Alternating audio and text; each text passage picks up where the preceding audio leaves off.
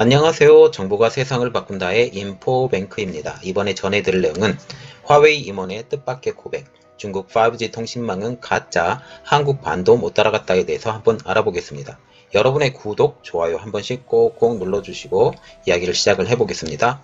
지금 화웨이의 직원도 아닌 임원이 뜻밖의 양심 고백을 했어요. 그 내용은 중국 5G는 가짜라는 것이죠.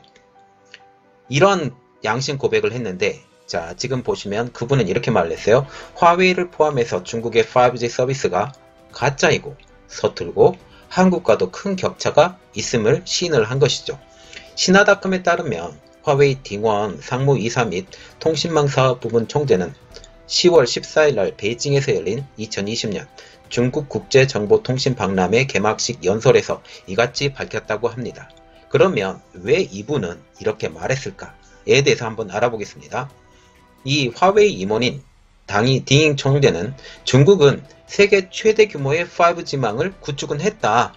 그러나 사용자 경험, 보급률, 비즈니스 모델 등 여러 면에서 다른 나라에 비하면 아직 갈 길이 멀다 하면서 깔아뭉개는 이야기를 했죠.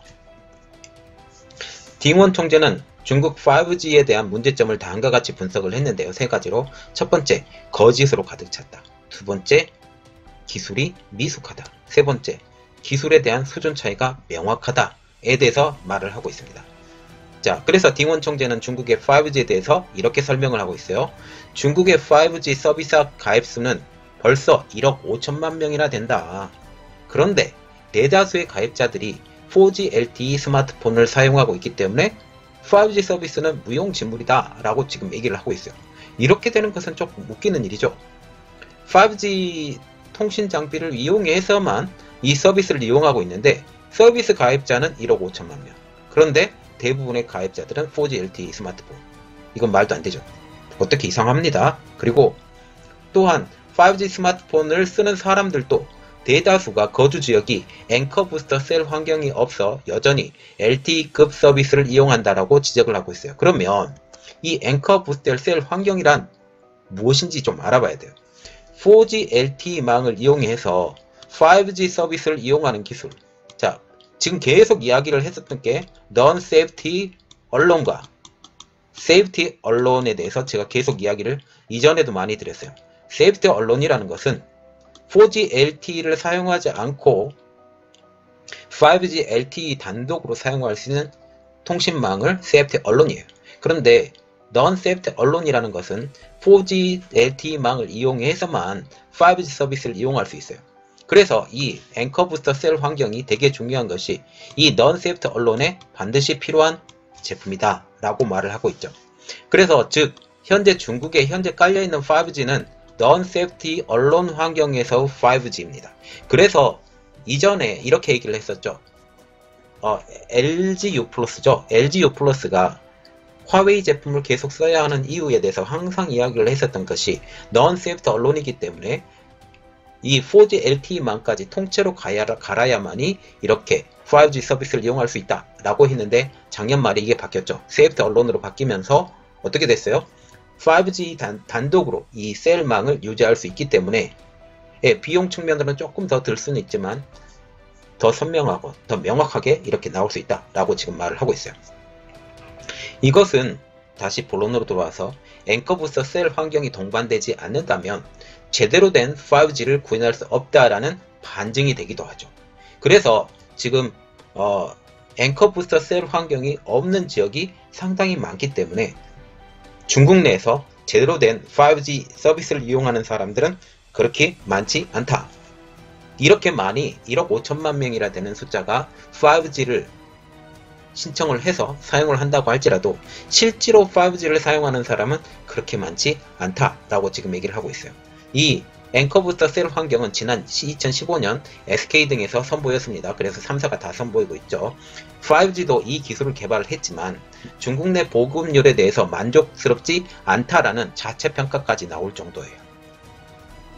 그리고 이 딩원 총재가 한국을 예로 들면서 중국의 5G를 저격을 했는데 이것은 특별히 속도도 느리고 수익성도 낮다라는 말을 했어요. 딩원 총재는 한국을 예를 들었습니다. 중국 5G의 속도에 대해서 지적을 하고 있어요. 한국의 평균 다운로드 속도는 6000mbps. 그런데 중국은 아직도 270mbps로 2700이죠. 예, 600, 270. 한국의 절반 속도에도 미치지 못한다라고 언급을 하게 된 것이죠.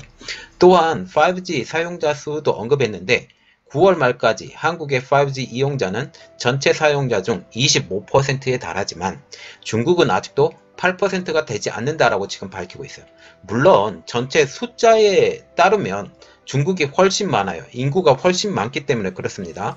그런데 비율로 보면 중국은 아직도 5G를 선호하지 않는다라는 거죠. 한국은 왜 5G가 잘 됐냐?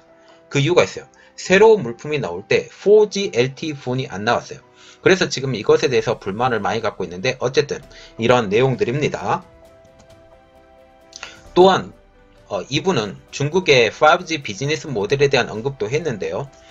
한국 산업체들이 산업용 5G만 가입 후에 평균 수입이 75%나 늘었고 한국통신 3사 역시 올해 상반기 두 자릿수의 매출 성장을 기록했지만 중국 5G망 사업자들은 별다른 비즈니스 모델조차 없다라고 지금 밝히고 있어요. 자, 이 가장 기본적인 내용이 뭘까요? 중국은 지금 미중 무역 패권 전쟁으로 인해서 많이 어려움을 겪었죠. 특히 화웨이 살리기 위해서 지금 5G망을 억지로 구축해 나가고 있어요. 억지로. 이것을 통해서 경제 활성화를 시켜야 된다. 특히 화웨이를 살려야 된다. 라는 그런 목표를 가지고 시작을 했기 때문에 당연히 비즈니스 모델이 없을 수밖에 없죠. 예, 그렇습니다. 일단은 깔고 나가고 그리고 전국적으로 깔린 다음에는 우리가 세계 최고의 5G 선두 국가로 서야 되겠다. 그리고 화웨이를 살려야 되겠다. 특히 통신 장비 분야 그리고 스마트폰 분야 모두 다 살려야 되겠다. 이러한 측면으로 인프라 구축을 측면으로 도전을 했기 때문에 이런 현상이 나타나는 겁니다. 그래서 이분이 어떠한 자료를 배경으로 한국의 어떤 자료를 인용했는지에 대해서는 아직 알려진 바는 없지만 이렇다라는 그런 내용이 나와 있습니다. 지금 한국도 현재 5G에 대한 논란의 여지는 분명히 존재합니다. 특히 mmWave로 불리는 28GHz 5G망 구축과 비즈니스 모델 개발은 여전히 숙제로 남아있는 건 사실이에요. 그러나 딩원 총재는 중국, 특히 자신이 속한 화웨이를 비롯한 중국 5G 사업자들이 한국에서 배울 점이 많다고 중국 전문가들과 업계 관계자들 앞에서 이러한 문제에 대해서 토로한 것이죠. 말하자면 중국의 5G는 가짜 5G이기 때문에 이것을 빨리 고쳐서 한국만큼 속도가 빨리 나오게 하고 그리고 이렇게 하려면 한국은 좁은 땅덩어리고 이렇게 되기 때문에 특히 3사가 경쟁 관계로 있기 때문에 이게 잘 개발이 되지만 중국은 거의 국영기업화 됐어요. 그래서 중국 정부에서 원하는 수준으로까지만 하면 됩니다. 이래서 성장이 없어요. 그리고 중국이 또 하나의 문제점을 가지고 있는 게 하나가 있는데 전력이에요. 중국이 전력을 많이 사용하려면 어떻게 하고 있어요? 석탄이나 화력발전소가 많이 해야 되는데 이런 것들이 부족해요. 이렇기 때문에 딩원 총재는 중국의 전력 문제도 지적을 했습니다. 그는 5G 설비가 전체가 다 도입이 된다면 기지국의 전기 소모량이 늘어나기 때문에 전력망 부담이 가중된다. 그러나 중국은 전체 기지국의 약 32%가 전기 출력이 부족하고 배터리 용량도 부족한 기지가 지금 상당수가 있다라고 지금 말을 하고 있어요. 이렇게 되면 끊김 현상이 많이 일어나겠죠. 예, 전력이 부족하기 때문에 간신히 살아남을 수 있을 만한 전력을 소모를 시켜야 되기 때문에 속도는 당연히 빨라지지 않는다라는 그리고 촘촘히 기지국을 만들어낼 수도 없다라는 이런 말들까지 나올 수 있겠습니다. 이러한 발언의 배경에는 미국의 화웨이에 대한 3차 제재로 막다른 골목에 몰린 화웨이의 심각한 경영 환경의 인식이 드러나는 것으로도 또 판명되고 있어요. 그래서 지금 다시 이야기를 하는 게 위기에 몰린 화웨이, 외부에서 우려의 눈으로 지금 보고 있다라는 것이 지금 공통된 시각입니다. 지금 화웨이는 중저가 스마트폰 아너 브랜드의 매각을 통한 스마트폰 사업을 하이엔드로 집중하여 비중을 낮추려고 노력하고 있고 PC 시장과 차량용 기기 등으로 사업 구조를 확장하며 다변화해야 한다라는 지금 입장을 가지고 있습니다. 또한 5G 통신 장비 분야에서도 중국 내 5G 사업에 집중을 해야 될 상황이에요. 해외로 나갈 수 없으니까. 미국의 견제가 너무 심하니까 이렇게 되는 것입니다. 이러한 변화에 대한 외부의 시각은 화웨이는 현재 상황을 보면 녹록지 않다라는 의견을 가지고 있어요. 일본의 니케이 신문은 최근에 화웨이 5G 기지국 설비에는 미국산 부품이 30%나 되며 한국과 일본이 공급하는 부품도 많기 때문에 일본 자체 조달 품목은 불과 10%에 그친다 라고 보도까지 할 정도예요. 신문은 또한 그 10% 중국산 부품 중에서도 대만의 TSMC에서 생산하는 물량이 60%라고 지금 전하고 있거든요. 그러면 우리가 볼 때 중국 자체적으로 조달될 수 있는 부품은 몇 %나 될까요? 단 4%밖에 되지 않는다 라는 그런 말까지 된다라는 거죠.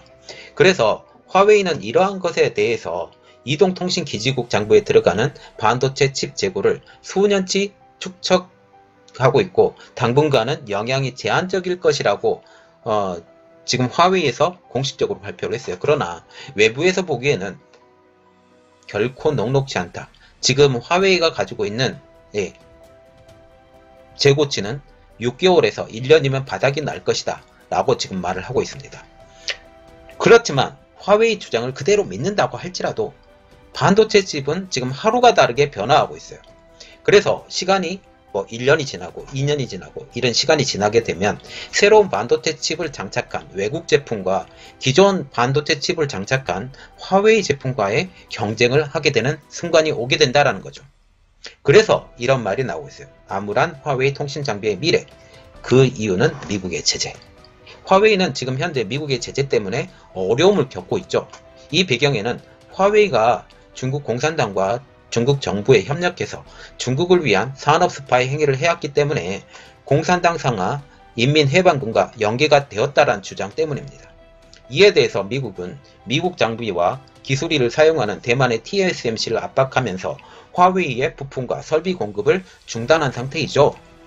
그리고 스마트폰 분야에서도 올해 상반기 화웨이는 중국에서 불고 있는 애국 소비의 점유율이 50%나 육박하면서 반짝 호조를 맞이했으나 미국의 3차 제재 이후에 미국 애플과 중국 경쟁업체인 오포, 샤오미의 거센 도전에 자국 시장에서도 점유율이 지금 하락하고 있으며 글로벌 시장에서도 점유율이 동반 하락하고 있다는 것으로 지금 보여지고 있습니다. 또한 통신장비 분야에서도 글로벌 시장에서 미국이 주도하는 화웨이 때리기로 인해서 견제를 아주 심하게 받고 있죠. 미국 외에 인도, 호주, 일본, 캐나다, 그리고 영국, 이태리, 벨기에, 네덜란드 등에서 정부와 통신사업자들이 5G 구축 사업에서 화웨이를 배제하는 동시에 삼성, 에릭슨, 노키아 등과 지금 파트너십을 주구장창 맞이하고 있어요. 그러나 지금 현재 아일랜드는 화웨이 제품을 계속 쓰기로 약속했고 또한 1대1로의 주요 사업국인 아프리카에서도 지금 화웨이 장비에 대해서 계속적으로 사용하고 있는 중입니다. 그렇지만 지금 유럽의 상황은 많이 변하고 있죠. 영국은 이달 초 자국 5G망에서 화웨이 장비 퇴출 시한을 2025년까지로 기존 방침에서 벌써 2년간 앞당긴 상태입니다. 영국도 마찬가지로 화웨이가 중국 공산당 정보기관과 연계되어서 국가 안보를 위협한다는 이유 때문에 이렇게 결정을 내린 것이죠. 자, 지금 보시면 화웨이가 통신장비 분야에서 어려움을 겪는 것은 사실입니다. 그러면 이것을 더 밀어붙여서 화웨이가 완전히 꼬라박을 때까지 밀어붙였으면 좋겠다라는 게 저 개인적인 생각이고요. 이런 생각 가운데 화웨이의 주요 간부인 이분이 화웨이 제품은 꼴통이고 가짜고 믿을만하지 못하고 이런 말을 지금 하고 있습니다. 자, 그러면 우리는 화웨이 제품을 써야 될까요? 말아야 될까요? 특히 LG U+. 써야 되지 않는다고 저는 개인적으로 생각합니다. 지금 가성비로 날라다녔지만 실제로 화웨이 제품이 좋다고도 얘기를 했어요. 특히 3.5MHz 분야에서도 화웨이 제품이 경쟁력이 있다고 지금 얘기를 하고 있지만 이것이 시간이 지남에 따라서 유지보수가 힘들어지고 이 화웨이란 회사 자체가 존폐의 기록이 서 있기 때문에 굳이 화웨이 제품을 써야 되느냐 라는 것에 대해서 저는 회의를 갖고 있거든요. 그래서 이것이 어떻게 진행되는지 지금 미국에서도 계속적으로 압박을 하고 있는데 이것을 LG U+는 어떻게 견디고 나가는지 그 내용을 제가 나오게 되면 여러분들에게 금방금방 알려드리겠습니다. 이번 내용은 여기까지였습니다. 제 내용이 만약 좋다고 생각을 하시면 구독과 좋아요 그리고 알림 설정까지 좀 부탁드리겠습니다. 감사합니다.